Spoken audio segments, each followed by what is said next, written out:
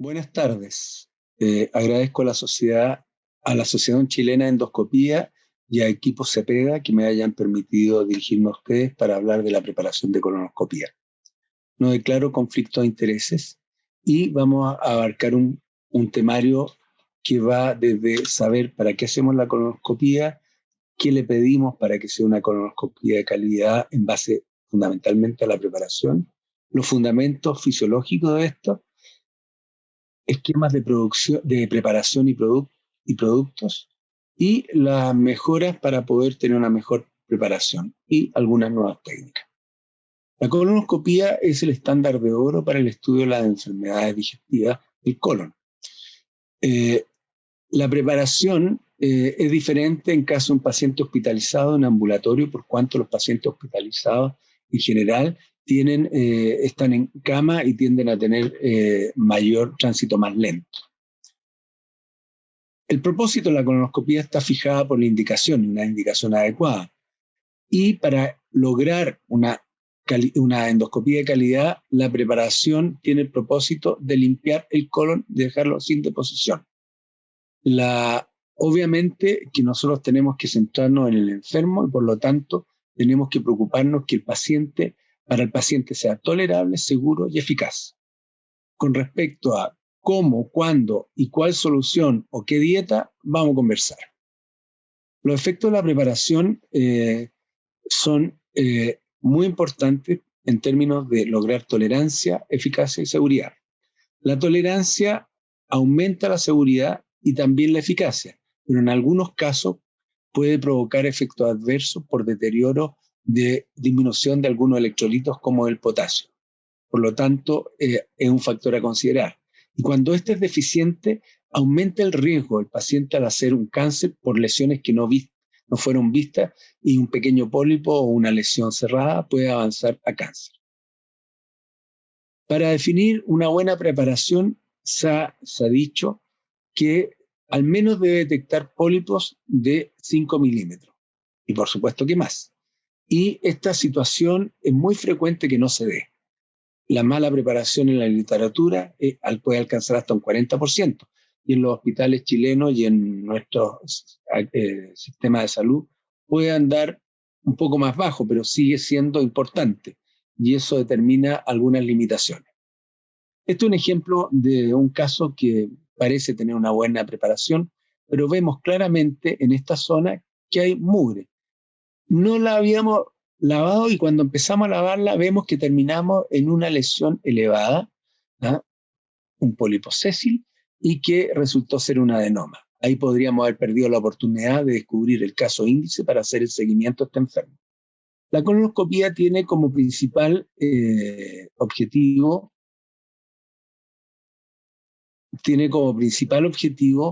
la detección de pólipos en casos de población promedio, por screening, o en caso de patología, de tal manera de producir la polipectomía y a través de esa hacer prevención secundaria del cáncer de colon, además de evaluar todas las lesiones inflamatorias del colon. Para esto usamos la escala de Boston. La escala de Boston tiene las características muy importantes, primero, que se puede modificar durante el transcurso de la colonoscopía. Define 3 segmentos, uno que va del ciego al ángulo hepático, otro entre ambos, ángulo hepático y esplénico, y otro del esplénico al recto. Y cada uno se evalúa en forma independiente con un puntaje de 0 a 3. Siendo 0, uno no ve nada, como se ve aquí a la derecha, y siendo 3, impecable. Es importante que el puntaje global no puede ser inferior a 6 y en segmento no puede ser inferior a 2. Podemos usar bombas de inyección de agua para mejorar la preparación también. En la escala de Boston vemos que aquí se separa claramente la mala preparación de la buena preparación o de la aceptable. Y el score máximo el puntaje máximo de esta escala es 9, 3 por segmento, y el mínimo es 0. Y se requiere 6 a lo menos y 2 por sector. Otra preparación que también usan los estudios es la de Aaron Schick.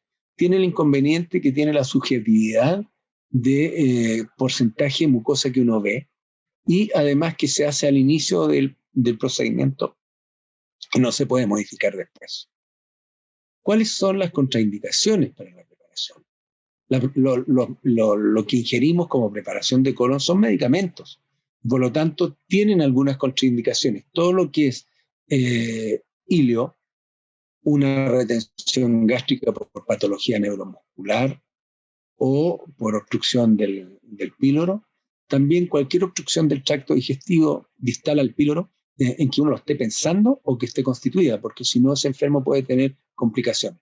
También en el megacolon tóxico, porque el colon puede perforarse por el simple hecho de llegar a un volumen tan importante de líquido al colon y producir una fisura y posteriormente una perforación colónica con una peritonitis grave. El deterioro cognitivo ya también puede ser porque son incapaces de tomar los líquidos, de entender para qué los toman, y cuando tiene trastornos de la deglución. En esos casos ahí uno puede usar otra alternativa, usar sonda, etcétera, composición semicentrado, de tal manera de poder adaptar la preparación al enfermo. Las consecuencias de una preparación adecuada, primero, una baja detección de pólipos pequeños y grandes. Y eso tiene repercusión que se pueden pasar lesiones importantes de significación y evita el seguimiento de un enfermo que podría haber tenido más adelante un cáncer que no fue pesquisado en su etapa inicial. Y también para el operador significa que se demora más en llegar al ciego y en el tiempo total del procedimiento. Yo quiero hacer un refuerzo que los tiempos de colonoscopía en estudios internacionales hechos por colonoscopistas calificados es de 23 minutos más una desviación estándar de casi 10 minutos. Y si uno agrega biopsia, al menos puede demorarse 3 minutos, un tercio. Por lo tanto, ya estamos llegando casi a la media hora de procedimiento. Y el problema no es el llegar al ciego, porque se demoran entre 1 minuto y 15 o 20 minutos, dependiendo del grado de dificultad. Pero en promedio son 10. Es la retirada y la revisión del colon por la deficiente preparación. Aquí vemos también, de todos los estudios que se han hecho con preparación, vemos que han sacado algunas conclusiones. Primero, hay que fraccionar la entrega del medicamento.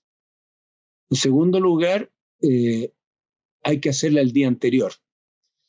Y si bien no estoy de acuerdo en que el polietilenglicol con electrolito en 4 litros es el estándar, hoy en día se ha estado cambiando, es lo que proponía Douglas Rex el año 2014 y que siguió siendo vigente el año 2016. La dieta no le da la suficiente importancia, sin embargo, es muy relevante para obtener una excelente calidad, como lo veremos más adelante. Pero ¿por qué esto de los tiempos, los días de preparación? Tiene que ver con el tiempo de tránsito del intestino delgado. Uno porta en el intestino los restos de comida de 5 días, ¿ya? Pero digamos que el tiempo de tránsito promedio es 58 horas en la población no constipada. Pero en los pacientes que tienen constipación o que tienen un trastorno digestivo funcional de predominio de constipación, esta puede llegar a 90 horas fácilmente. Por lo tanto, ese grupo el que probablemente está dando la mala preparación, lo que sumado además a ingesta de calórica importante y de grasas que aumenta el tránsito. Los medicamentos que se encuentran en el mercado en Chile están aquí detallados, siendo el polietilenglicol el más utilizado, el sulfato de sodio y el fosfato de sodio. Es importante que uno tiene que adaptar la preparación a las comorbilidades del enfermo y tiene que ver a la tolerancia también del enfermo y siempre acompañado con dieta. El diagrama que usamos nosotros para preparar es primero suspender el fierro 7 días antes porque primero ralentiza mucho el tránsito intestinal y además deja una estela de líquido negruzco que hace imposible ver.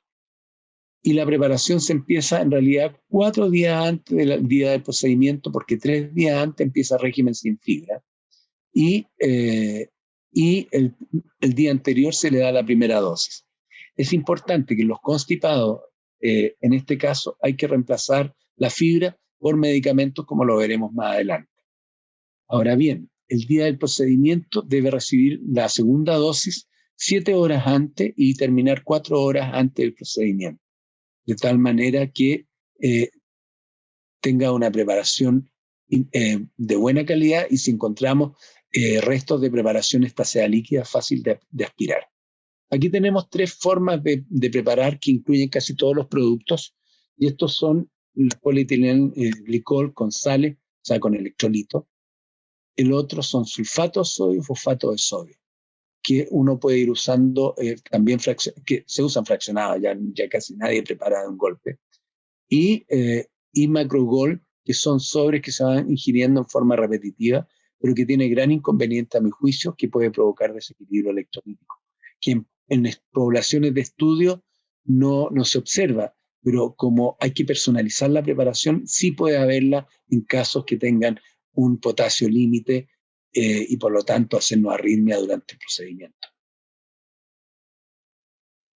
Entonces, ¿cómo podríamos mejorar la tolerancia? Fraccionando el volumen a ingerir, y por lo tanto, de esa manera poder ingerir una cantidad que fuera bien tolerada por el enfermo, viviendo el tiempo. Y de esa manera poder hacer más tolerable el procedimiento. Ahora, en los diabéticos se ha comprobado que los volúmenes bajos no sirven y uno debería tener grandes volúmenes, lo mismo que en constipados. Ya dijimos que ingerir la segunda dosis 7 horas antes hace que tenga un líquido más fácil de aspirar y determinar 4 horas antes para poder hacer la sedación. La hora de agendamiento, que se ha hecho mucha cuestión, no tiene ninguna importancia, ni el tipo de preparado tampoco. Casi todos son comparables. Diferencias son marginales. La mejor tolerancia de los líquidos en general es enfriando la solución. Ojo, que en los que tienen grandes volúmenes le va a dar frío al enfermo, sobre todo si es de noche y en invierno. En ese caso, sugiero ingerir líquidos calientes como infusiones de manzanilla o té. En segundo lugar, el succionar limón o bien agregar jugo de limón a la preparación también lo ayuda, como también degustar caramelos de menta. Escoger el preparado de acuerdo a las comorbilidades o a las condiciones. Por ejemplo, en el embarazo uno solo debe usar polietilenglicol.